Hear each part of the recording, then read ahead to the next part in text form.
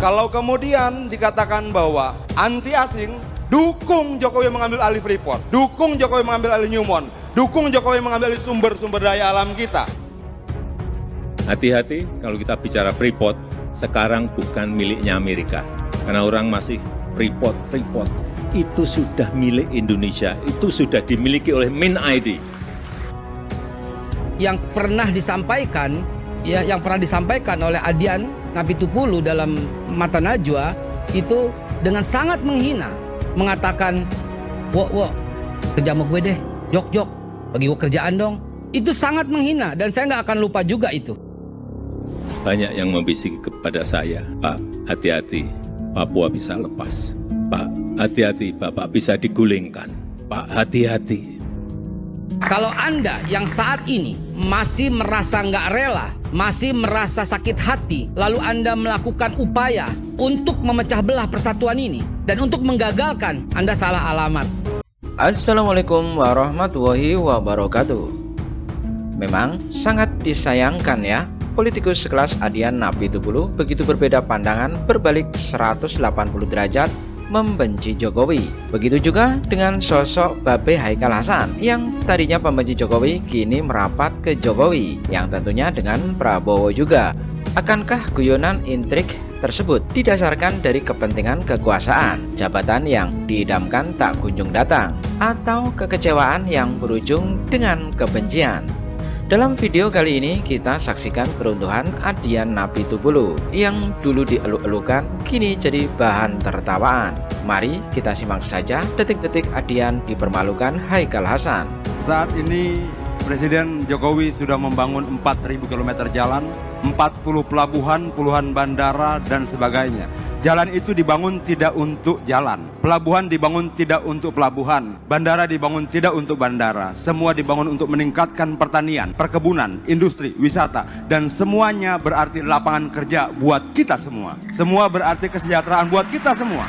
Tidak ada bangsa yang bisa dibangun secara instan. Membangun negara bukan sulap. Membangun negara bukan cuma omong besar. Membangun negara butuh kerja-kerja besar. Membangun negara butuh fakta dan kenyataan, bukan menebarkan hoaks bagi rakyat. Membangun negara butuh kaum muda.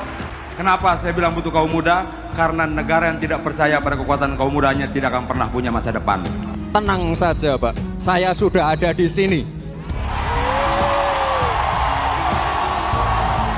Kita semua meyakini program-program yang sudah berjalan sudah membawa Indonesia ke pintu gerbang kemajuan.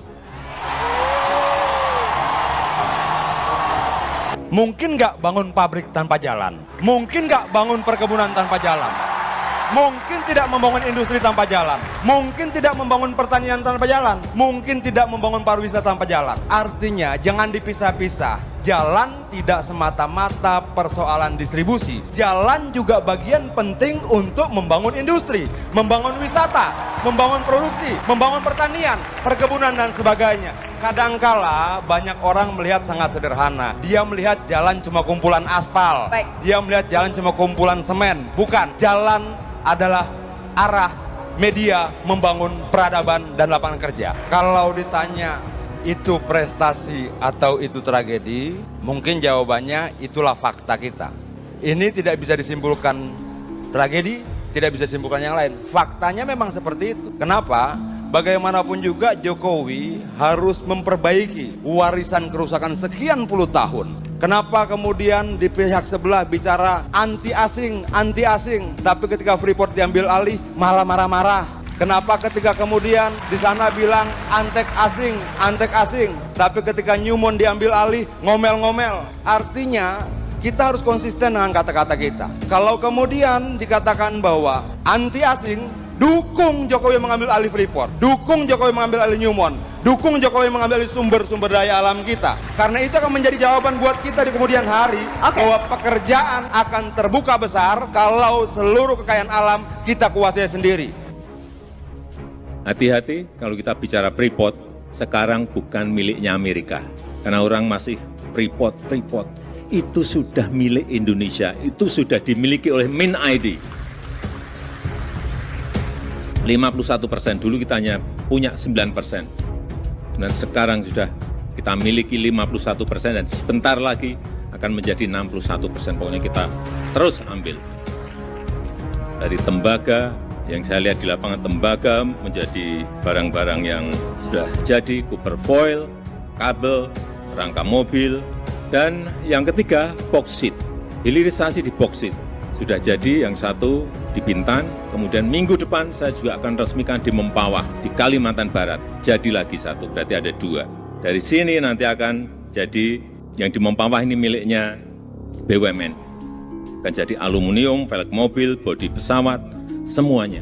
Bapak Ibu sekalian yang saya hormati, pada posisi normal, pada posisi dunia normal, kita tidak mungkin melakukan ini. Pasti akan dicegat oleh negara-negara maju. Pasti. Bahkan waktu akan mengambil Freeport saja, banyak yang membisiki kepada saya, Pak, hati-hati, Papua bisa lepas. Pak, hati-hati, Bapak bisa digulingkan. Pak, hati-hati. Jadi hilirisasi ini bukan barang yang gampang.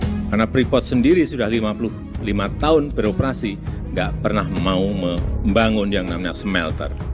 Karena yang di sana itu bukan hanya tembaga, ada barang yang lain yang harganya lebih tinggi, yaitu emas. Nah, nanti kita punya smelter sendiri di Gresik, tahu kita berapa ton emas setiap tahun yang hilang dari tanah air Indonesia selama 50-an tahun. Perkiraan saya per tahun mungkin 40-50 ton.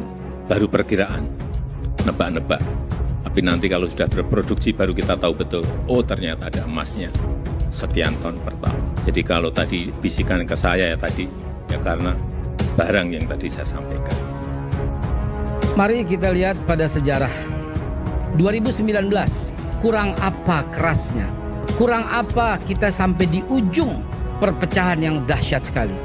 Di samping saya, Bung Noel, kita ini ribut berkali-kali, bahkan sampai jalur kepolisian. Laporin saya.